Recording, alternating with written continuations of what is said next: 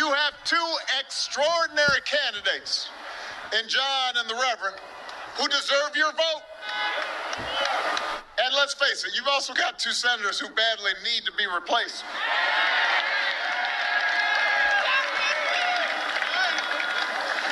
Look, I served in the Senate. I remember when we used to get briefings in the Senate for threats, including the kinds of briefings that your two current senators got about COVID-19. They got briefed. You know, you go into this room and it's all top secret and you got to kind of close everything off, and you can't take anything out of the briefing room because this is part of your responsibility as a public servant. And the point of these briefings is so that you can take quick action to protect the American people before it's too late. That's why the Senate gets these special briefings, to serve the interests of the people who have sent you to Washington, to serve their interests before your own. When I heard that your two senators here in Georgia, and understand what I'm about to say now is not a partisan statement. I'd be just as hard if I heard a Democrat was doing this. Your two senators publicly were telling you that the virus would be no big deal. But behind closed doors, they were making a bunch of moves in the stock market to try to make sure their portfolios were protected instead of making sure you were protected. Man, that's shady.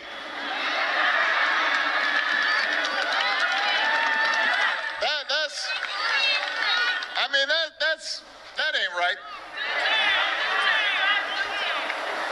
They downplayed the pandemic in public, and in private, they're trying to see if they can profit from it, both of them. Not just one of them, both of them. They're like Batman and Robin gone bad.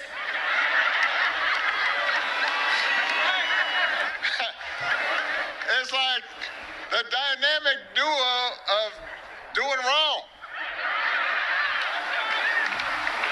I don't know what they were thinking, but Georgia, I promise you, Georgia was definitely not on their mind.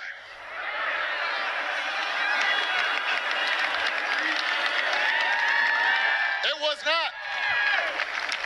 And what's the result of betraying the public's trust? 230,000 Americans are dead. More than 100,000 small businesses have closed.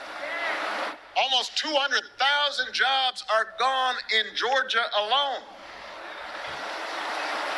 If President Trump and your senators had been focused on COVID from the beginning instead of their portfolios or their TV ratings, cases wouldn't be reaching new record highs across the country just this week.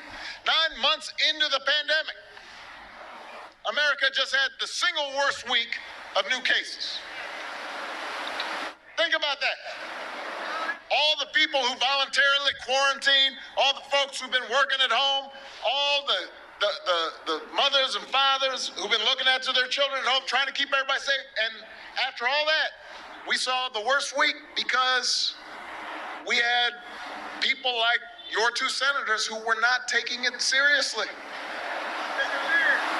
We had a president who was pretending it was just like a bad flu. And now Trump's chief of staff finally admits what we've known all along.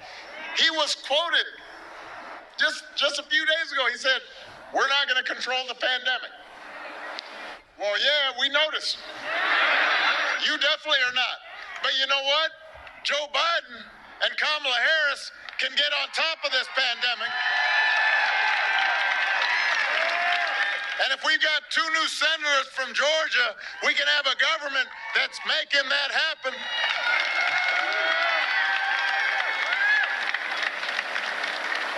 What's Trump's closing argument right now? Last night on his COVID spreader tour, he's going around spreading COVID. He's like, like a carrier because he cares more about having big crowds than he does about keeping people safe. He told his supporters, don't tell anybody, but he's going to fire Dr. Fauci after the election. Don't boo. Vote. We had signs up a couple days ago, it was Halloween, and said had a ghost on there, said don't boo, vote. Come on. So just in case you were worried that Trump had been taking COVID too seriously, he's stated publicly he's going to fire the one person in the administration, a carryover, was also the president when I was in there, helped me deal with Ebola and H1N1, was one of the people who was at the front lines of dealing with HIV/AIDS, one of the world's leading experts on infectious disease, one of the few people in this administration who's been taking this seriously all along. And what did he say? His second-term plan is to fire that guy. I mean, they've already said they're not going to contain the pandemic. Now they want to fire the one person who could actually help them contain the pandemic. So, Georgia, if you think they've done a bad job at managing COVID so far, basically what they're telling you now is you ain't seen nothing yet. Trump's saying he might, in this election, he's been saying he might declare victory before all the votes have been counted. Well, that's just what he did on this virus. And how'd that turn out? Listen, America deserves better than this. Georgia, you deserve better than this. You really do. And here's the good news. Tomorrow you can choose something better. Tomorrow you can send Jon Ossoff and Reverend Warnock to the United States Senate. And they can team up with Joe Biden and Kamala Harris and get on top of this crisis. Yes, we can. Look.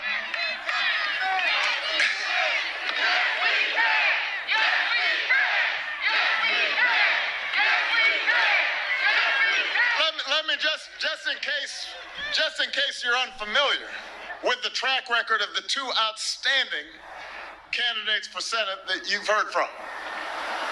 Jon Ossoff's life has prepared him to serve as your senator. He learned about public service from my dear friend, one of my lifelong heroes, John Lewis. He's dedicated his career to fighting injustice. He knows we need a new Voting Rights Act that makes sure every Georgian is treated equally under the law, that makes sure every Georgian can exercise the right to vote, that people like John Lewis bled for. Jon Ossoff runs a company that investigates crime and corruption around the world, which sounds like something we could use in Washington right now. That's like kryptonite to Donald Trump and those corporate lobbyists that he's all put in his cabinet.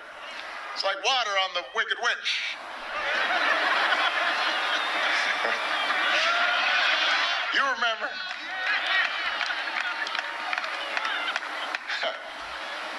John's wife, Alicia, is a doctor. She delivers babies. And like so many doctors who've been risking their lives to save others, so many nurses and healthcare workers on the front lines, Alicia's been putting herself at risk. So you know that John's not going to go around accusing doctors of trying to profit from the pandemic. You heard that's what Trump said, right? He said, well, doctors are exaggerating this because they just want to make more money. These doctors, these nurses, these healthcare workers, they are in there. They are exposing themselves to this disease. They are more at risk than anybody. And Jon Ossoff understands that because he's seeing it in his own family. He's going to listen to the experts and work with Joe Biden to get this pandemic under control with a plan to make testing and vaccines free for every American and make sure our frontline heroes never have to ask other countries for the equipment they need because it's going to be here, right there, ready for American workers. And you know the other thing John's going to do is he's going to protect your health care. There have been more than 9 million cases of COVID-19 in America. And even for folks who get better, your insurer could still consider COVID-19 a pre-existing condition, which means you might not be able to get insurance next time if the protections that we put in place 10 years ago with the Affordable Care Act were eliminated. Republicans love to say right before an election they're going to protect your pre-existing conditions. Listen, with the Affordable Care Act, Joe Biden and I actually did it 10 years ago. Those protections are already in place. We required insurers to cover your pre-existing conditions. And since then, Republicans have tried to repeal or undermine the Affordable Care Act more than 60 times. They've promised, don't worry, after we repeal it, we're going to replace it with a really wonderful plan. Every 2 weeks for 10 years, they've been promising a new plan. Have you seen this new plan? I haven't either. Nobody's seen it. You know why? Because they don't have a new plan. They've just attacked the Affordable Care Act at every turn, and in the process, driven up costs, driven up the uninsured. Now they're in the Supreme Court trying to get the Supreme Court to take your health care away in the middle of a pandemic. Hey, beautiful. Thank you so much for being here. It's another moment with Annie Okonkwo. Let me know what you think as your reasons as to why Trump actually lost. I think is the way he talked, to everyone. He kind of got himself involved with everything and everywhere. And may God bless you.